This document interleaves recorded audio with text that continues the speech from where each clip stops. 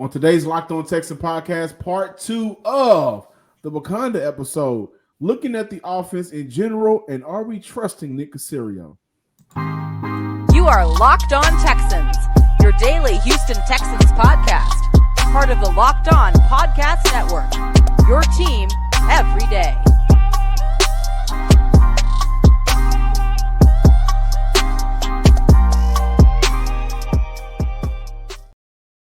Welcome in, everybody, to a Hump Day episode of the Locked On Texans podcast, a part of the Locked On Podcast Network, your team every day.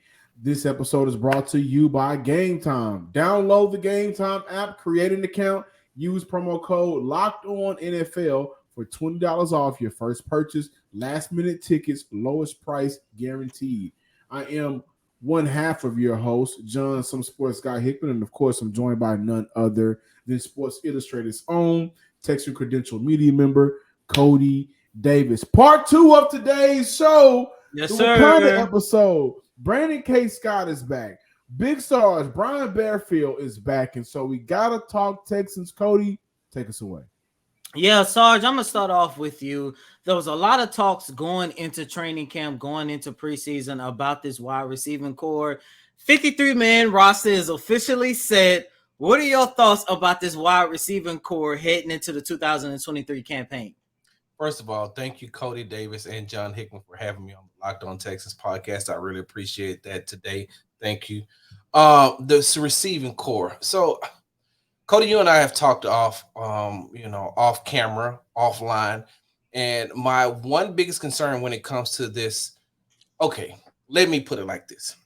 It wasn't really a concern until the Houston Texans started having offensive line issues. Mm-hmm. It wasn't until the interior, Juice Scruggs, the center, and Kenyon Green, when they went down, that made me focus a little bit more on this wide receiver group. And then it brought to my attention that I understand that they want to bring rookie wide receiver Tank Dell along slowly, and they wanted him to get acclimated into playing into an NFL system, but they may have to play him quicker than what they think, because when you look at the starting wide receiver core, they don't really have anybody that can get that separation that CJ is going to need, because we don't know how much time he's going to have. Yes, of course, once Titus Howard comes back, we know that he's going to be protected on his left with Laramie Tunsil and on his right with Titus Howard. He has the bookend tackles to protect him, but that pressure coming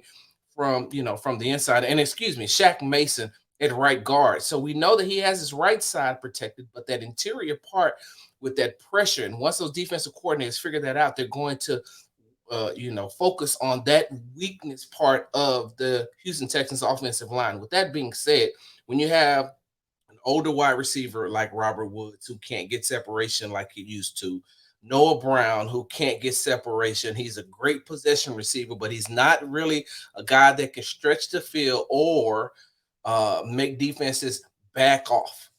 You have Nico Collins, who once he gets, he's not a speedster, but he does have the type of speed that can separate. He just has to get going. It's not that quick off the line separation. And so when you have those three, and you're waiting on them to get open, he may not have that time. So with Tank Dell being in there, I'm not saying that Tank Dell is what's the guy's name? Oh my God, I'm drawing a blank right now. The wide receiver for the Miami Dolphins. He's not Tyreek Hill. So you don't have to respect his speed in that manner. You just have to respect the fact once he gets the ball into his hands, the type of plays that he can make happen.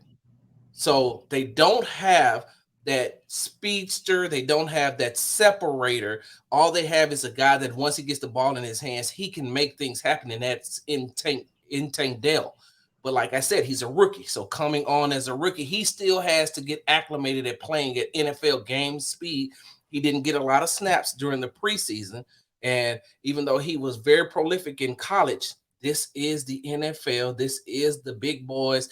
I don't know if you all heard Sauce Gardner from the New York Jets talking to Jalen Hyatt, for the New York Giants. The Giants, yeah. Yeah, and telling him, hey, man, you with the big boys now. And so that's what Tank Dell is going to have to realize early. Hey, you're playing against the big boys now, and you don't have John Mechie, who also isn't a speedster, but is a very good wide receiver. So they need help right now at that wide receiver position. And I think that took a turn and that brought to light more focus on that wide receiver group when they lost their center and their left guard. Okay, Scott, man, I want to look at the running back group.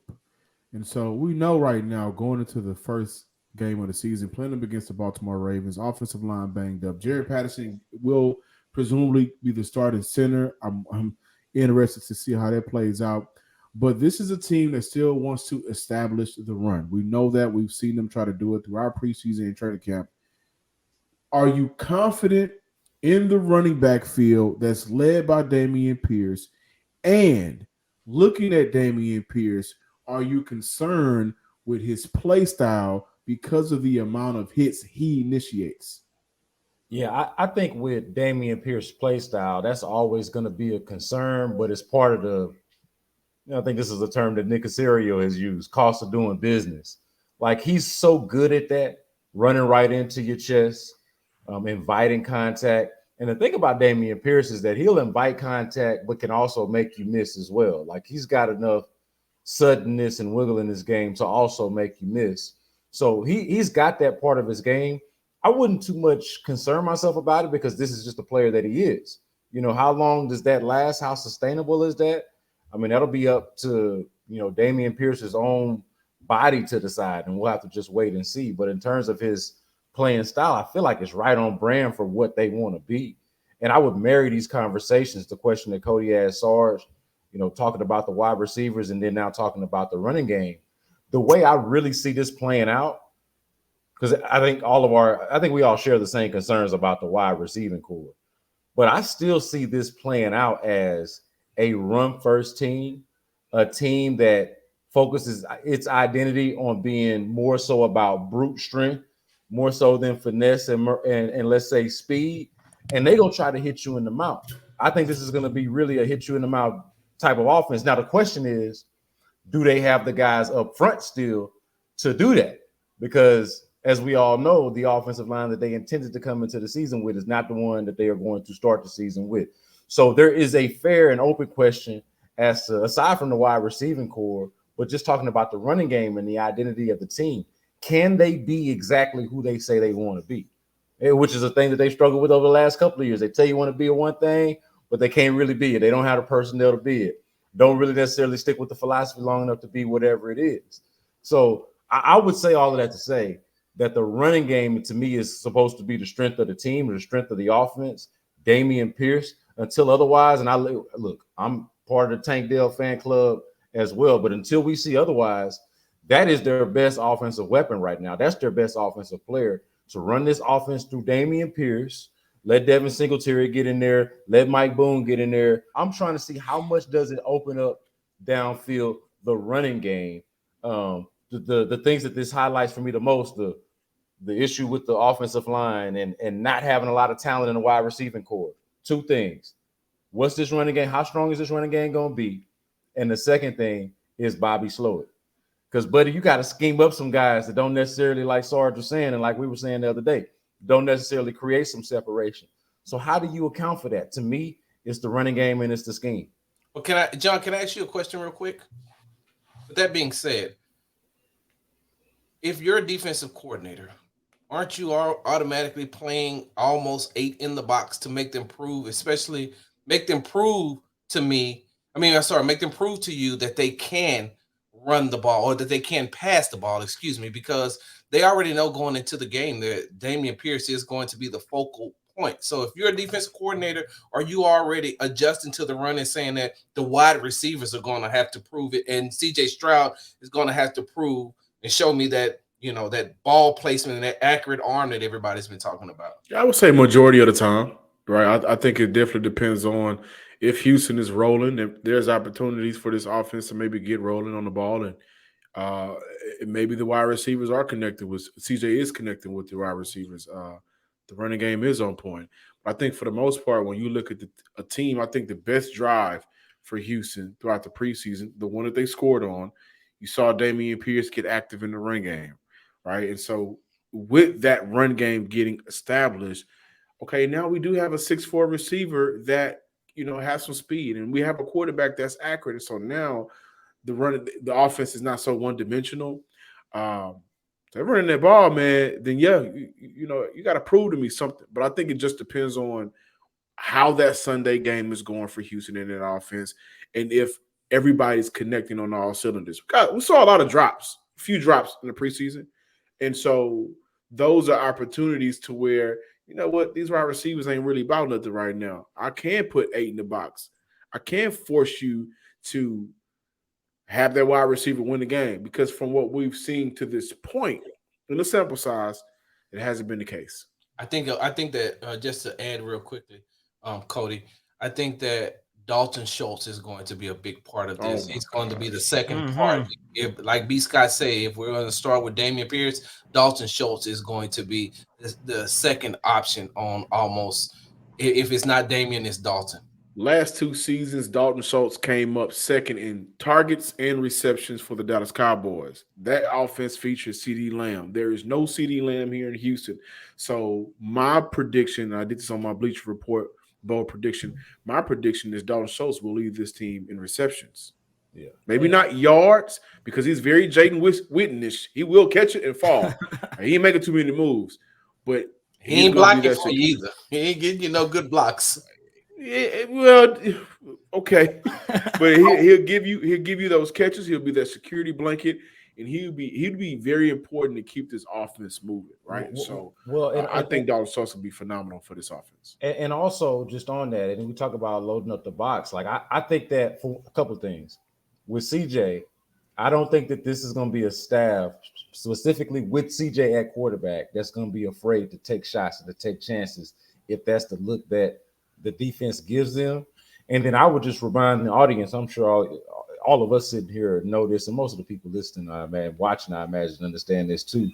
But keep in mind how much work this offense does in the middle of the field.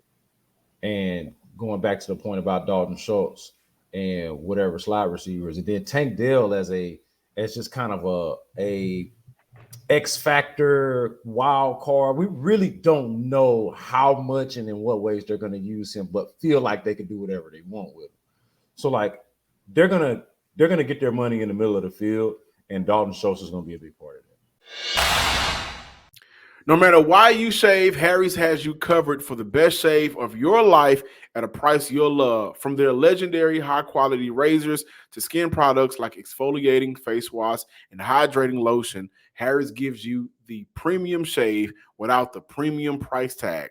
The starter set is a 13-value starter set for just $3 at harrys.com/NFL. It includes a 5-blade German-engineered razor, weighted handle, foaming shave gel, and a travel cover. Schedule deliveries for refills as low as $2, half of what you pay for the blade. So listen, you cannot beat that.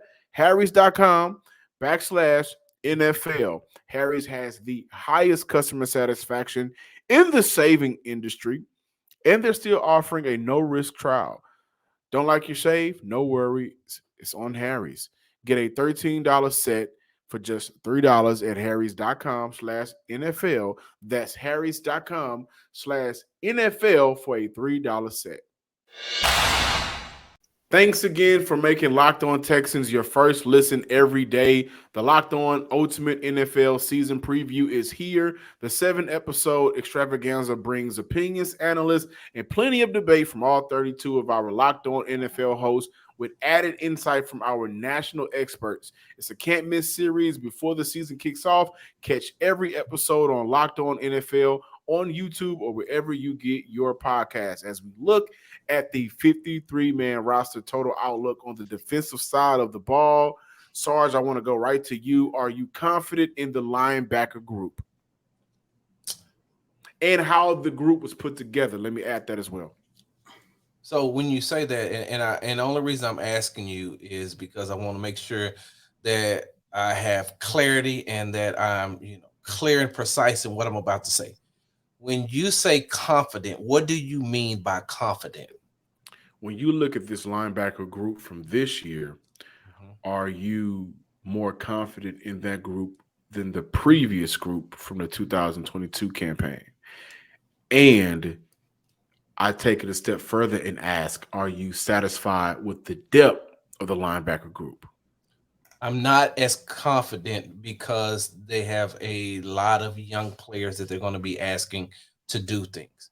Christian Harris going into his second year, but I mean, what is it? By the time he makes it to halfway in the season, then he'll would have played a complete season, even though he's in his second year. Mm-hmm. And so with him, with Henry To'oTo'o getting some run as a rookie, with Denzel Perryman, it's like when I look at that linebacker group, when I look at that linebacker core, and we also have to remember that this is a brand new defensive scheme for these guys. And so now Christian Harris has to learn a whole new defensive scheme.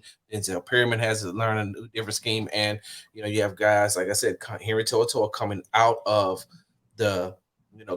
college into the pros. Now, when it comes to the depth, I'm hesitant to say because I don't know what I'm going to get from Jake Hansen, and I don't know what I'm going to get from Blake Cashman. Now, I do know that I'm going to get someone that hustles in Blake Cashman. I do know that I'm more confident playing Blake Cashman than I am Hansen. But if I need a guy that's just going to go commando, I'm going to play Neville Hewitt, because Neville Hewitt is one of those guys that he may not, know every play, and that's no knock at him. He may not know every play, but in his mind, all he knows is get to the ball. There's the ball, get to the ball. So I don't have a lot of confidence when it comes to this linebacker group. Plus, when you look at them, a lot of them don't have the full NFL weight just yet. They're very light at the linebacker position. So they're going to depend on that front four to make a lot of those stops, or hold up a lot of those offensive linemen trying to get to the second level. Some of those backs coming out of the backfield that may be bigger than some of those guys, trying to slow them down. So I at this point in time, John, going into the first game of the season against the Baltimore Ravens, I'm not as confident that this is a strong group, and I'm not as confident as this being a group that has a lot of depth, because if you have an injury to Christian Harris, now what do? You can bring in, like I said, you can bring in some guys, but these guys are still getting acclimated to this defensive system. And the good thing about it is DeMeco Ryans used to play linebacker, so he's going to be able to coach these guys up and put them in a position where they need to be. So I'm thinking by the middle of the season, maybe week 7, week 8, these guys will definitely be up to speed.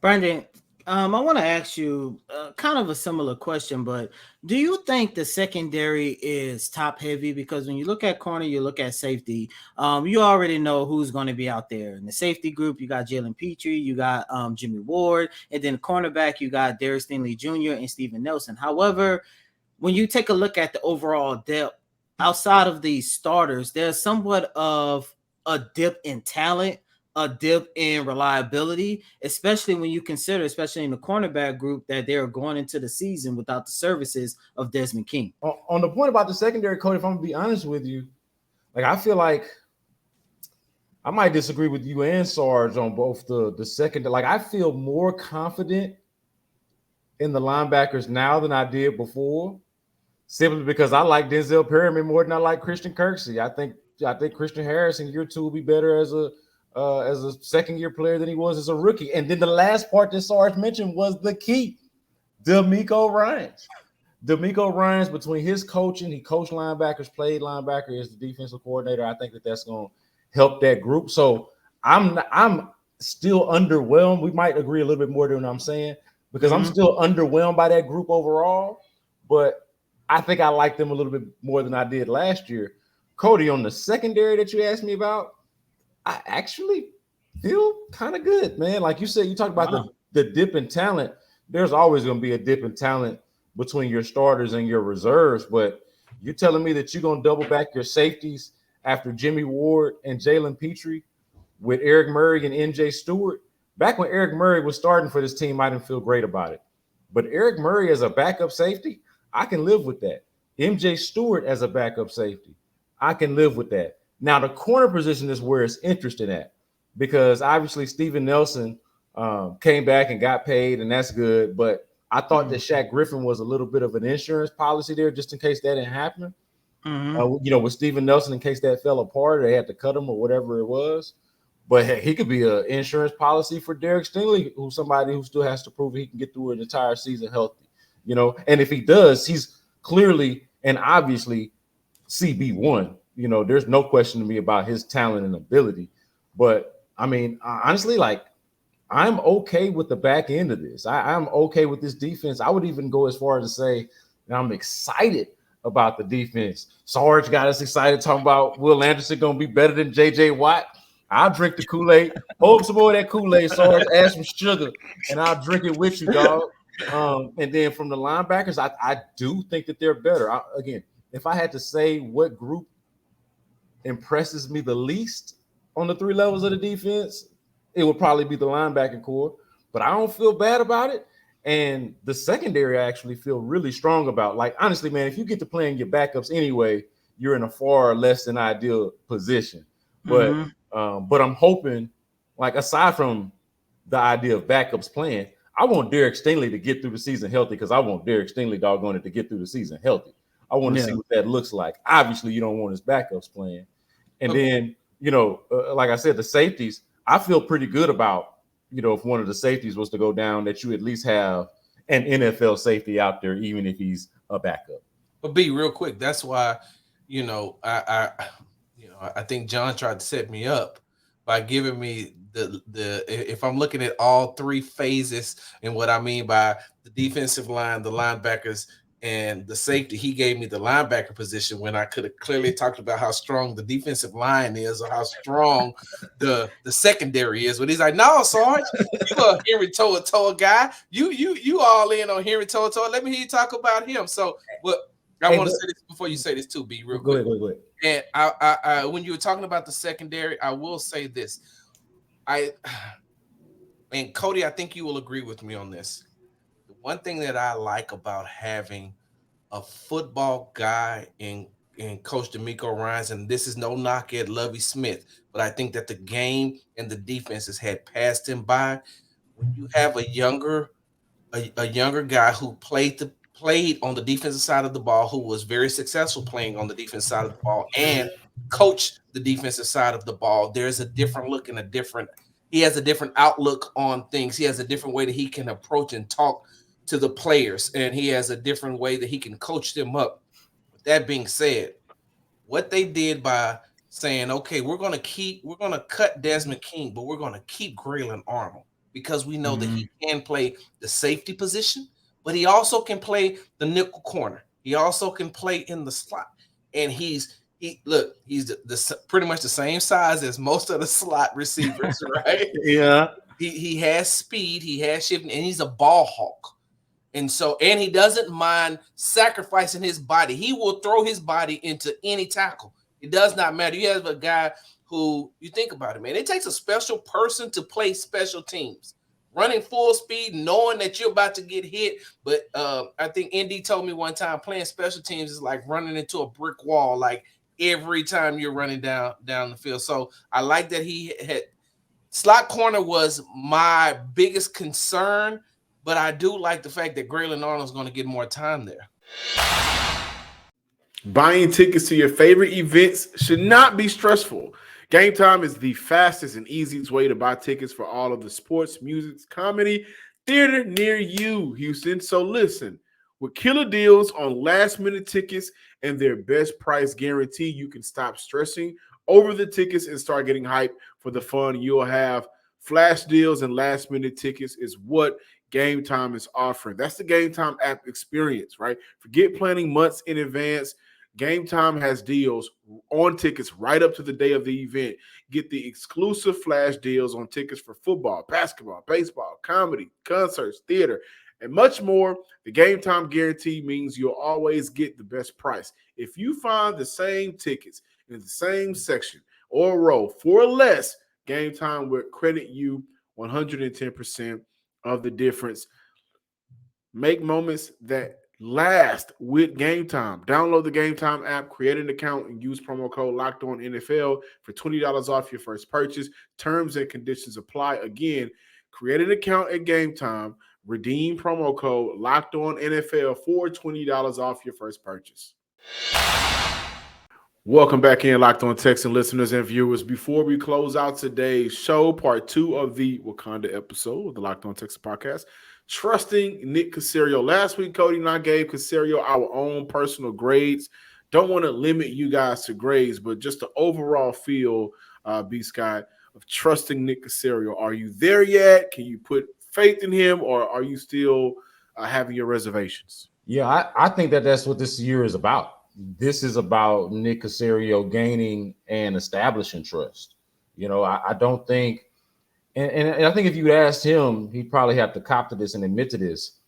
There's really nothing about the last couple of years that instills trust. It has not been good enough. It has not been up to standard. But I do think that they are, you know, on the brink of something that is positive, starting with the hire of D'Amico Ryans and then going with the draft pick. I mean, Nick Caserio just got 2 things this past offseason that I don't think he had. That I know he didn't have in his first couple of years here.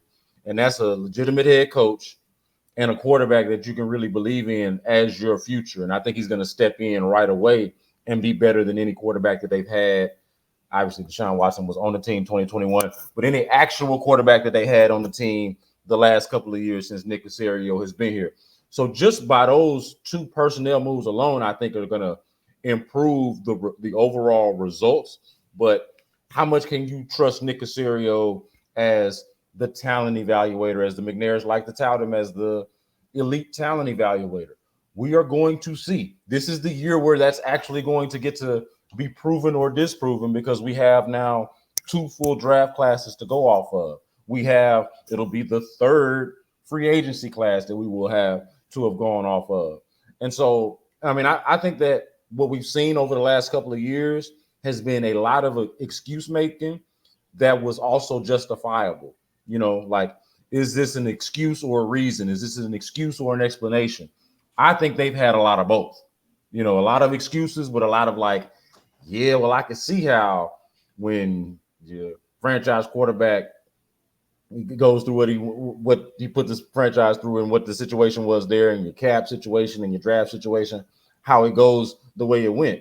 But you don't have none of that no more. Like, all of that is over with. So that's why, to me, this year is even more critical. Why I feel like, you know, aside from the fact that they traded away their own draft pick, and that chicken got to come home to roost as well, right? That's another reason why you need to see Will Anderson.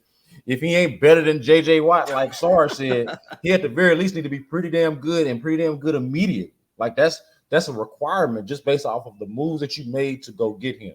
So to me, I don't know how you could say, based off of what we've seen, that you wholeheartedly trust Nick Caserio. But this is a year for everybody to prove a lot of things. Sarge, and this is going to piggyback off of everything that B. Scott just said, because it leads perfect into my question. But do you think the pressure that we are starting to see thrown at Nick Caserio, do you think is fair?